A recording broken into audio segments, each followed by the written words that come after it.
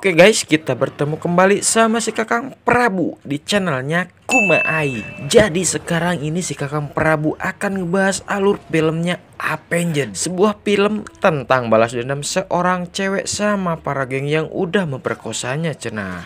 Ya udahlah, daripada ngebacot terus, kita langsung saja putar ceritanya.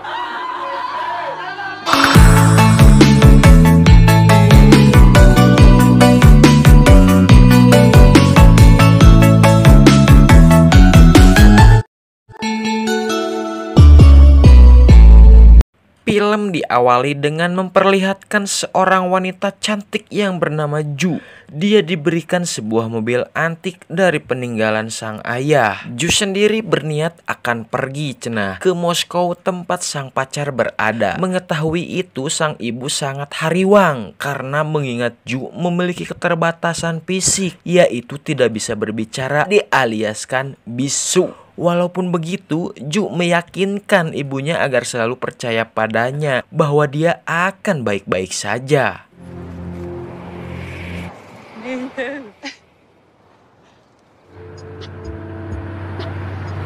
Selama perjalanan, Ju tidak lupa memberikan kabar kepada sang ayang kalau dia sedang dalam perjalanan. Di setiap dia berhenti, dia tak lupa berselfie dan mengirimkan pap padanya.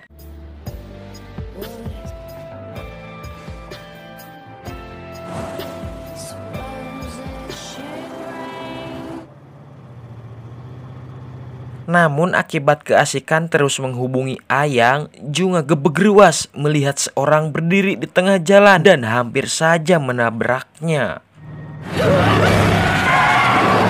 Dalam keadaan masih soak, dari kejauhan Ju menyaksikan segerombolan pria dengan sangat sadisnya melindas pria tersebut. Melihat itu, Ju langsung kembali mundur ke belakang untuk menyelamatkan pria lainnya. Namun pria itu malah menyuruh Ju agar segera pergi. Tapi Ju yang udah gelis, baik hati dan tidak sombong tak menghiraukannya dan memilih menolong pria tersebut. Dan tanpa disadari, para gerombolan itu pun sudah ada di depannya.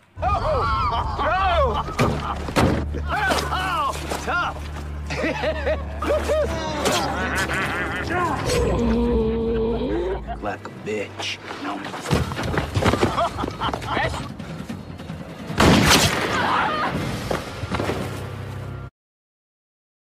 Ju pun akhirnya diringkus dan ketika tersadar, Ju sudah berada di suatu tempat dengan tangan terikat kawat besi serta kondisi yang sangat pekarunyaeun. Karena sudah tak bisa apa-apa lagi, Ju pun mulai diungkluk secara bergantian.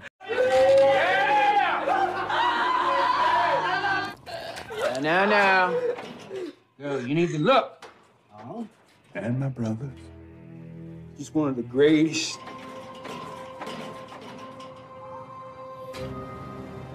Di sisi lain, pacar Ju yang bernama Den mulai hariwang melihat Ju yang tak kunjung datang. Dari foto Ju terakhir yang dia kirim, seharusnya dia sudah sampai di sini. Kalau jika terjadi apa-apa di jalan, Den mulai menghubungi polsek sekitar. I need the phone number to the police department in Acme, New Mexico. Kembali ke Ju, di mana kelompok yang bernama Trey mulai memperlihatkan koleksi hulu tengkorak milik keluarganya. Dia ngadongeng kalau sejak zaman dulu keluarganya adalah pemburu suku Indian cenah mah. This is the Chief Mangus. Columbus saw coming. Was his head being... That's the real deal? Setelah semua orang selesai ngungkluk, si gondrong bernama Grib menyarankan agar membunuh Ju. Dia tak mau Ju tetap di sini, akan menimbulkan banyak masalah cenah mah euy. Mendengar itu, Trey pun membuat taruhan. Jika Grib menang, maka Grib bebas melakukan apa saja. Namun jika dia yang menang, maka semua orang yang ada di sini tidak boleh memperkungkluk dirinya lagi kecuali aing sorangan. You win, and our angel gets her wings. Selagi mereka bermain, Ju mulai berusaha melepaskan diri untuk menjauh dari tempat ini. Tapi sialnya, di saat Ju berhasil melepaskan diri, si Grip ini menang taruhan sehingga dia mulai mengejar Ju.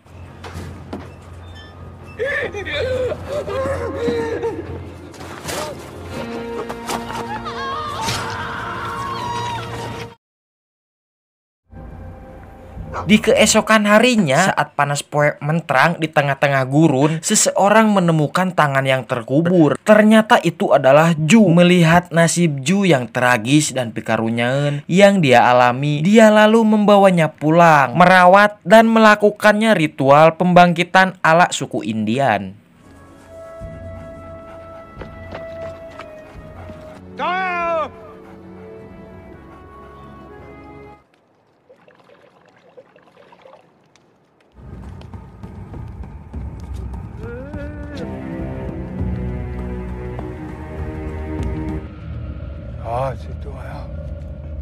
Dalam ritual tersebut terjadi sedikit kesalahan teknis, di mana terdapat dua karuhun yang masuk, yaitu jiwa Ju dan karuhun yang sangat jahat. Beruntungnya dengan membacakan Bismillahirrohmanirrohim, Ju pun bisa kembali tenang.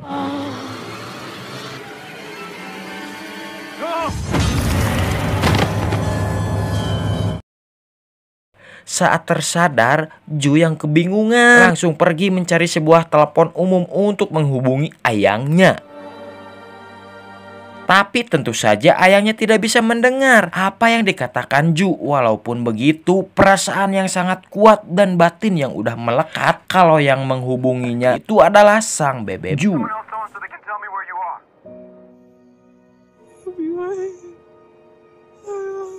Setelah selesai menelpon, Ju dibuat ngegebeg melihat seorang kelompok geng yang ternyata bekerja sebagai polisi di daerah tersebut. Seketika itu karuhun yang ada dalam tubuhnya Ju mulai memberontak, keluar dan menghabisi polisi tersebut.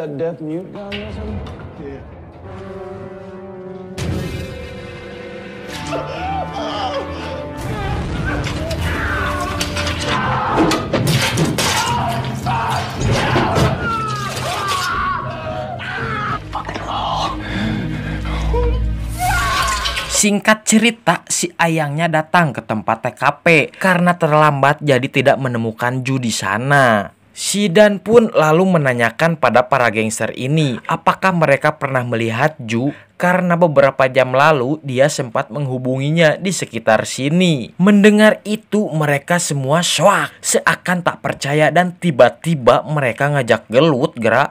Namun beruntung ada polisi yang datang membantu. Let's take a look at her picture. That's enough! Put that away! Disorderly conduct! Go on! Keesokan harinya, Ju terbangun di sebuah kandang. Dia sempat liar dan kebingungan cenah apa yang terjadi pada dirinya.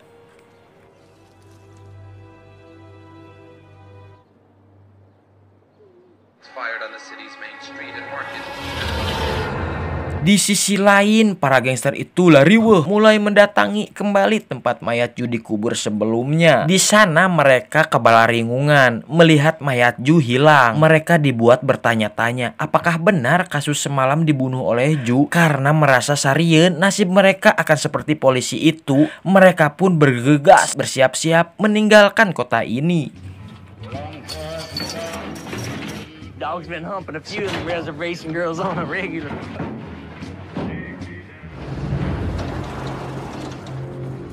Namun sialnya salah satu dari mereka yang masih berada di rumah malah bertemu dengan Ju. Damn it, Trey, pick up the fucking phone.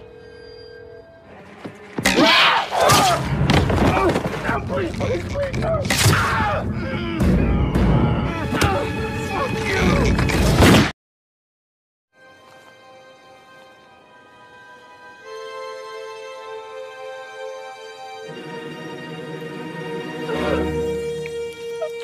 Malam harinya mereka menemukan mayat teman mereka tewas mengenaskan. Singkat cerita wae, terlihat si Ayang Den terus meratapinya karena telah kehilangan bebeknya Ju. Tanpa dia sadari, Ju sendiri sedang nongol di luar, mendengar terus menangis. Tidak lama kemudian, para gangster itu pun datang menangkap Dan karena mereka tahu kalau si Dan ini adalah ayangnya si Ju. Tentu saja si Ju sama sekali tak tinggal diam.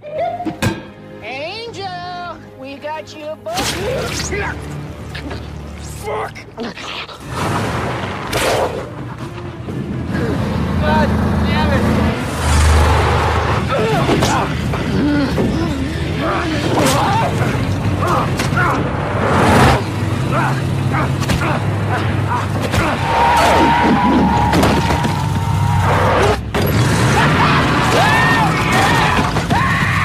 Setelah mereka berhasil melindas Ju, mereka dibuat malah semakin takut. Melihat Ju masih hidup, cenah masih geleng oge. Kini mereka yakin kalau yang mereka lawan itu bukan manusia, melainkan karuhun.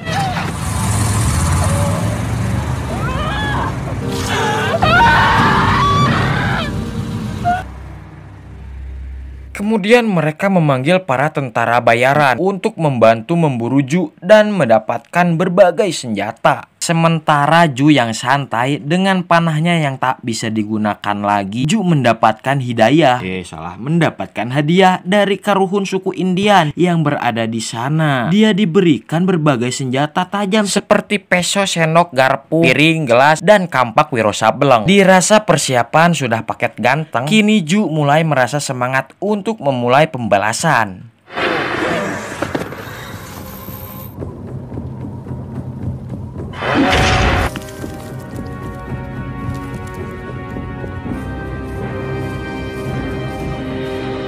Si botak yang sudah tak tahan lagi cenah menahankan nyeri, mencoba pergi dengan membawa mobil milik temannya. Namun baru saja maju, Ju pun datang dengan saat itu juga langsung menyerang.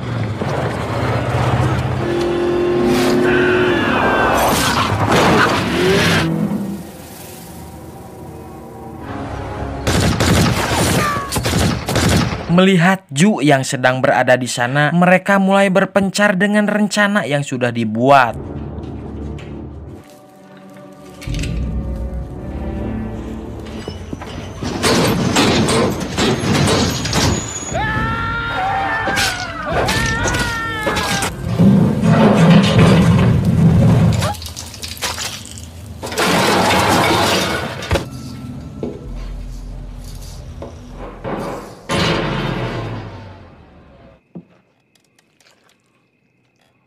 Indian boys.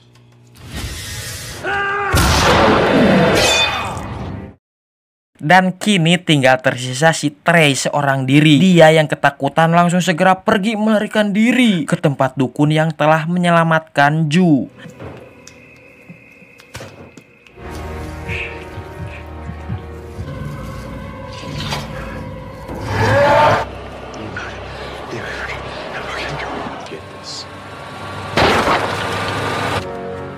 Kedatangannya ke sana menanyakan gimana cenah caranya agar dia bisa menghabisi karuhun yang ada di dalam tubuh Ju. Namun si Trey sama sekali tak bisa mengerti bahasa dukun tersebut karena dia memakai bahasa Jawa. Over 100 fucking years ago. Nobody knows that. Extermination of his people. You do something! There's only one way.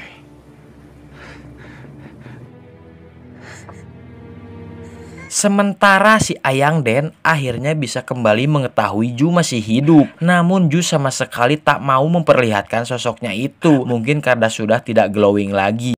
Zoe, baby, we need to get you to a hospital. No. Help me. Kembali ke si Trey yang sedang mencoba menguburkan semua koleksi hulu tengkoraknya. Berharap dengan cara tersebut bisa membuat karuhun itu yang merasuk ke tubuhnya Ju bisa hilang. Namun sialnya tengkorak yang dia butuhkan malah berada di tangan Ju. I thought I smelled some used down. Bersih. Pada akhirnya pertarungan sengit pun dimulai antara Trey melawan karuhun. Mereka pun tidak bisa dipisahkan lagi.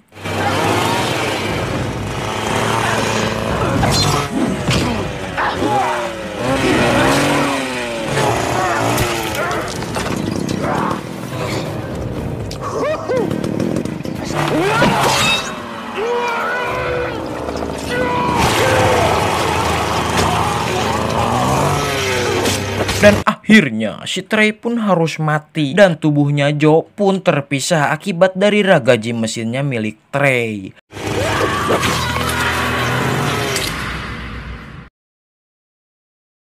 Lagi-lagi si Ayang Dan datang ketika film sudah mulai tamat. Di sana dia menyaksikan ayangnya itu hanya tinggal sepotong deui. Dengan berusaha keras si Ju pun mengubur dirinya sendiri.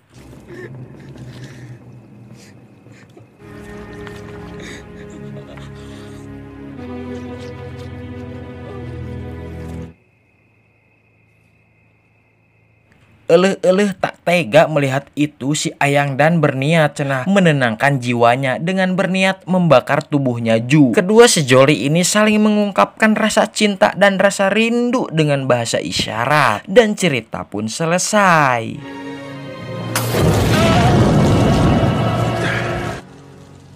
Maka dari itu, semua film ini menyimpulkan, perkosalah terlebih dahulu pacarmu sendiri sebelum orang lain yang mendapatkannya. Oke, kami dari pusat mengucapkan cukup sekian dan terima gaji. Bye-bye, jangan poho untuk di-subscribe.